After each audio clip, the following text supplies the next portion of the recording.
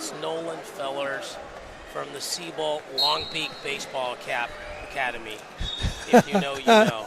If you know, Amen. You know. If you know, you know. That is an absolute fact, I'm not going bro. to explain any more than that. People at home that are watching, you know or you know. A tip of the long-billed cap to you. I'm on fire right now, Pac. Oh, bro, you are. 2-0 Fellers. You know, and you look at Feller's steady improvement over the last year and a half, man. He has really made, because we see these guys running the club in South Dakota. You know, Sebolt was one of our biggest rivals, and just watching the progression that Nolan's made over the last 18 months has been a tremendous change. And he's a guy that's done really well in Greco originally and is now improving in all phases of the game. Right. I mean, he can wrestle from all positions, and he's not afraid to step in and throw. He's got great re-attacks. He's got great offensive attacks. He's good from an underhook. He's good from space. He's really become a very well-rounded wrestler.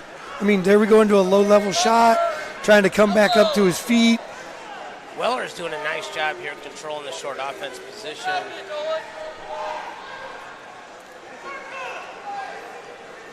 Well, Adam Fellers, when you go back and watch the replay of this, tip of the cap, literally, for the shout-out, and then B, let's get Nolan Fellers down to the border brawl this fall. Come on. Yeah, man. Let's get the smoke. I want the young man in the meat. We want these high-level skill guys. We'll find them an elite opponent. Let's make it happen. He's got a little bit of that Metcalf stance in him, right, with that lead hand down low. Absolutely. Trying to get his head stuffed, was not able to stuff his head to keep it down. Now he's going to be trying to defend here in parterre. He just went hands defense, didn't get any hip bump or anything. None. Tried to get the head off, but couldn't get it. Nice great, job great defensive hold by 2 Blue. And he's holding him again. That actually probably should be 2 more. He never got out of criteria, right? Correct. They're going to say he had to be defensible. And he wanted him down in parterre. I still think that they're looking at throwing this block. I think they're going to throw this block. And a lot of this is going to depend on, do they think he was back to a defensible position? Right. But I will say this, over the last year, I've watched more officials be inconsistent with this call in freestyle than any other call, because everybody's criteria of what they think is defensible is different. And so it's not necessarily inconsistent, it's interpretation of the rule. There you go. So just to be and fair, because of the interpretation, I guess, would make yeah. is where I see the inconsistency. And Scott Cuthbert's one of the best officials. 100%, he's great. In the country. He's doing a great job. He's done the Beach Worlds. Yeah, and Scott's been around for a long time. He understands wrestling.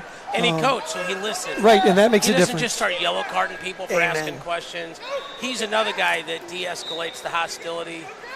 Like, hey, you can ask, Sebolt came over, asked a question, everything was totally respectful. Yes. All right, we're at 4-4, 26 seconds left. I think, like you said, Scott's one of those guys that looks at the whole picture, not just blinders of what he thinks.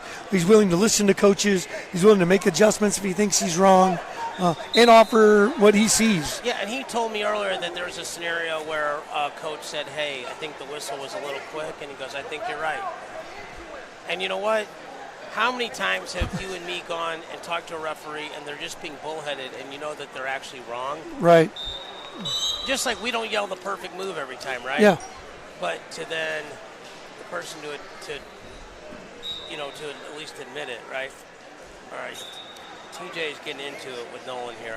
I don't think they're exchanging Easter recipes right now. You don't think so? Maybe more about, hey, besides the honey-baked ham, we probably need to pick up our intensity a little bit. Well, I mean, I think that's an Adam Sebolt trait, right? Those kids wrestle hard. They hand fight well. Take ground. Great post offense. They're very well coached. Probably hand fight as good, if not better, than any other club team in the country. So now Feller's in. Trying to he's bring in the his no level. hands There double. we go. And he's going to go big here. And he did not get exposure. But they're going to give 2 for proper hold or technique. Correct throw. Correct throw. There you right? go. No, is that right? Yeah, that's right. Because he didn't get the exposure. Correct. And he didn't get a takedown, but it's more than just a step out. And here's the thing. Like, I've always been an advocate to think that's ridiculous, right? How can it be correct if he didn't score?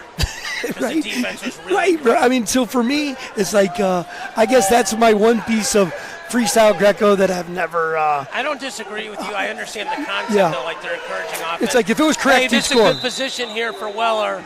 This looks like this could be Oh, a yeah. he's going to go. My the dad calls it a stinger. He's got the takedown.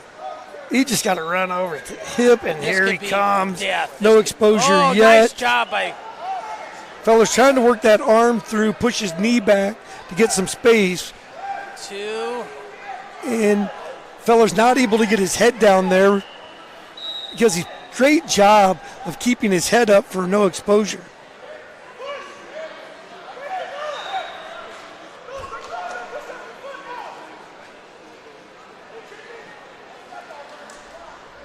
Well, the crazy thing is he got plenty of time. 10-6 is the right score. He gave 2.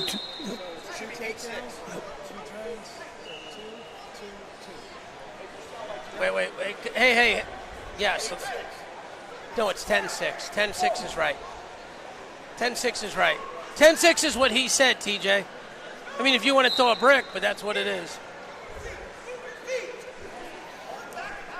They'll yell at me, Sebolt in my corner. It's good to have I mean, honestly, when you've been around these guys enough. And and TJ and I, like I said, being an LOG guy, we've had some epic battles on the mat, and I respect him, man. I respect him as being one of the best coaches in the business, and for sure. To see what he's done with that club, man, I ain't second to none to anybody, I don't think. Obviously Lawrence and all those guys do a great job at Pinnacle, but I'm not sure if this is right, but I think we have Ladarian Lockett and Ishmael Guerrero on deck against each other. Oh! Nice little lateral drop attempt. We've talked a lot about Fellers, and deservedly so, but this Colton Weller's been wrestling. Oh, what a tough kid, right? Match. So 12-6. I mean, he's literally after those first scores by Feller has neutralized everything. It was 4-0 Fellers, and he's gone 12-2 since. Right. I mean, he's literally shut down everything. Hand fighting well, controlling the wrist, not letting Fellers get any scoring opportunities off of that. Goes for a big headlock. It's not bad, though. Sometimes just that headlock. Well, you got to hit it, right? Out of the losing hand fight position. Right. And they called it a slip, so you're basically a free move. Yeah, right. You get back to neutral. Neutral. Fellers is a good Greco kid, though, so, he likes these ties. Yes, 100%. One thing about being good at ties is you can force, these shot positions. So that's what my dad told me, because I was a good Greco judo guy, and he's like, you're going to have to be good at leg defense, because it's the shrug out reshot is the normal reaction. And it was sort of this chess mentality, right? Like knowing what the next scramble is.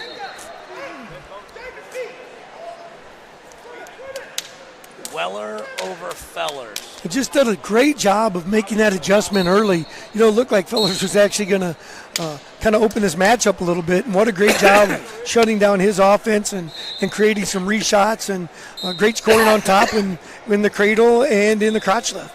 Great match, 18 points. Good sportsmanship. You hold for a second, please. Weiler is your winner. Weiler.